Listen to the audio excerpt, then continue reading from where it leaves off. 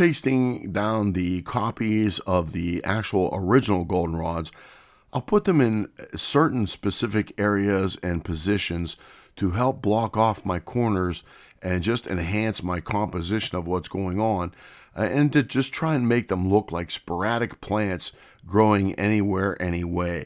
Now, the snow does tamp them down a little bit over the winter season, but then I will also take my actual mask areas and mask out some of the parts of the leaves just so they don't look like the exact copies of the other ones. So all I'm doing is just redoing some of the leaf areas to make them their own unique leaves.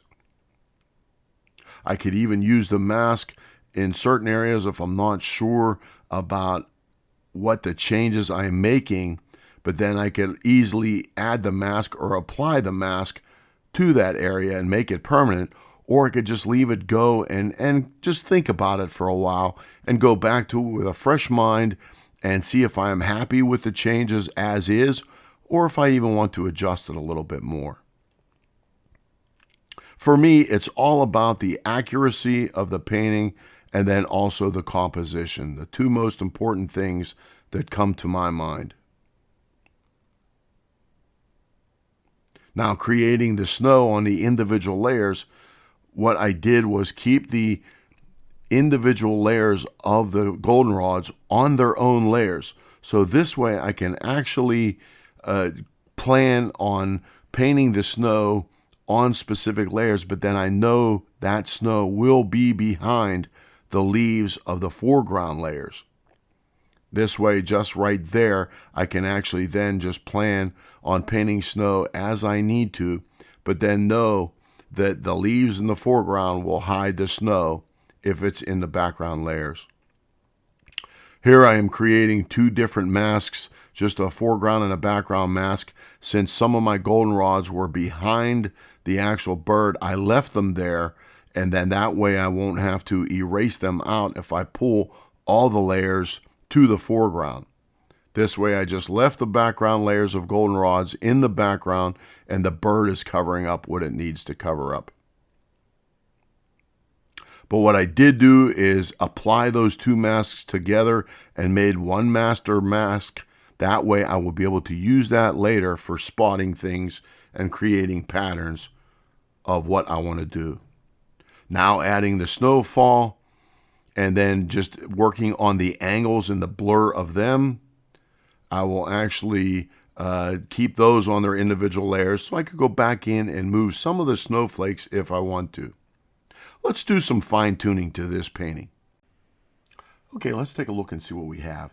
I like to set my paintings aside just more or less to come back with a fresh mind, and when it's especially about 90% done and above, then just to make sure that everything is as I would like it to be, meaning that there's nothing distracting or overpowering, and the focus is where I originally intended it to be.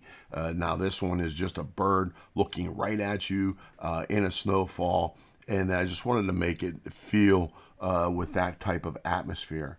Now, the first thing that grabs my attention already is actually this right here. If I go to my box, I'm going to select it.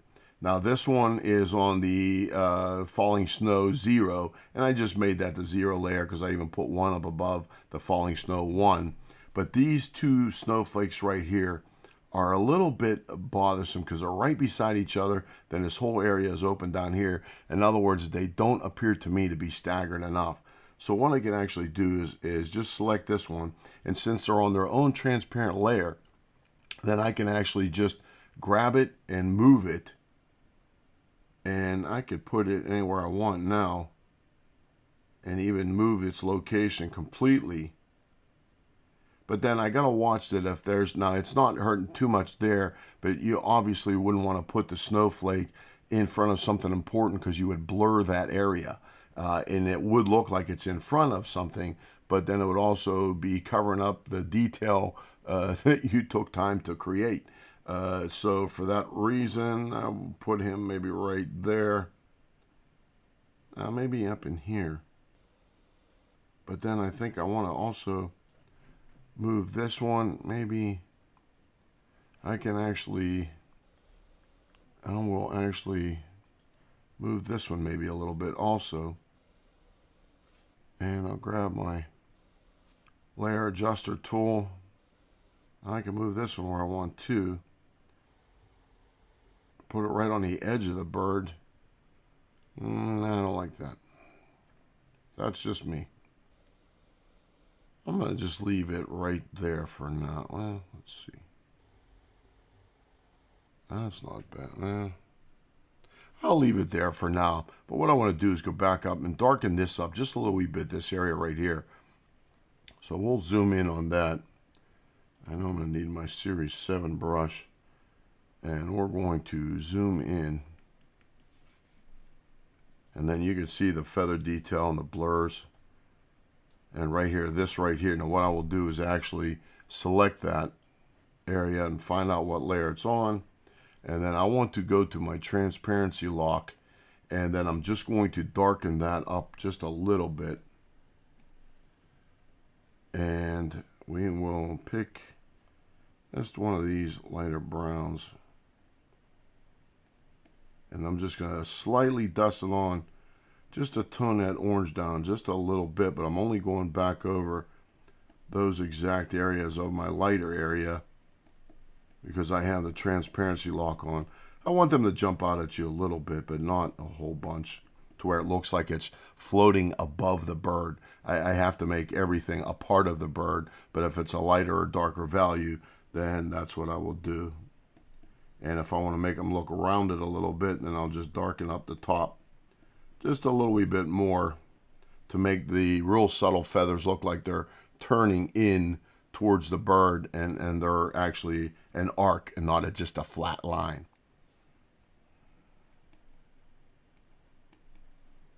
And let's see what that looks like. Yeah, that's a little bit better. Now what it does, it matched this area up right here with some of these areas in here. And then that would be it. Then a lot of these areas, I made them a little wee bit more pronounced by shadowing the areas behind them a little bit more. And what I will do is now this area, these areas right in here, by putting in those darker colors behind them, it made those little wee subtle feathers jump out a little bit more as far as because of the contrast. But then also what I could do is actually, this is 100 right now. I will actually make it 62. And that's what I want to talk about next, just real quickly. And what I will also do is then actually on my panels, just like that. And now this is just the painting of, it's a full size, I should say print size, actual print size on my monitor. But what I did, one last note, and it was a challenge, and that was that I picked up my new 24 Pro Wacom, and it is exceptional. That's all I could say. I just got done painting half of part 2 on the older 22 HD, and then through that demo, I actually started painting on the new 24 Pro with a 4K screen. And I cannot believe the difference. And when I thought the bird was somewhat detailed when I was painting on a 22 HD, I had to go back and readjust some things because now I could see things in a whole new light at 4K. That made all the difference in the world if especially you're trying to paint nice detail. So with that said, I managed to reset up everything, all my shortcuts, everything, all my programs, what I was using because I had to. I'm lucky with Windows. I could show the palettes and panels at 200%, but the image is still at 4K, which is great. But now this is at 4K. On my screen, I had to change it. It used to be about 34% was print size on the old 22 HD. Now my actual print size is 62% in the Navigator. So right now, this is from here to here, from one side to the other, is actually 16 inches, and then now it is actually 20 inches tall. So this is print size. And I normally don't make songbirds or any kind of painting like this far larger than actual life size, because this bird in real life would only be like maybe 4 or 5 inches high, about five and a half, somewhere around there, give or take the tail, whatever you want to include. But point being is, now in this painting, it's probably at least a foot high on a 16 by 20. But I went with it and just wanted to try out just how much I could do this as far as the goldenrod and detail and what have you. And I'm very happy the way it came out. But with all the goldenrod and different things going on, again, I just wanted to actually block off my corners down here, because I really didn't like the original goldenrods going to this corner. So to disguise that a little bit, I just put one more set of the same goldenrods across them, and then tried to disguise those leaves enough that would make them look like unique plants. But it saved me a whole bunch of time, as far as instead of trying to draw and paint out 12 to 15 different goldenrods, I just went with the original 3 and duplicated them over and changed them as I did. But it does have a completely different look now too, compared to the actual just 3 alone. It kind of looked a little bit too empty, so to speak, where now it's a little bit more of a real lifelike goldenrod field with a female cardinal sitting in it. So with that in mind, I will actually center this guy up, and I definitely I have only been using this 4K monitor for just the second half of this actual demo, and I am really looking forward to using this monitor. It is amazing.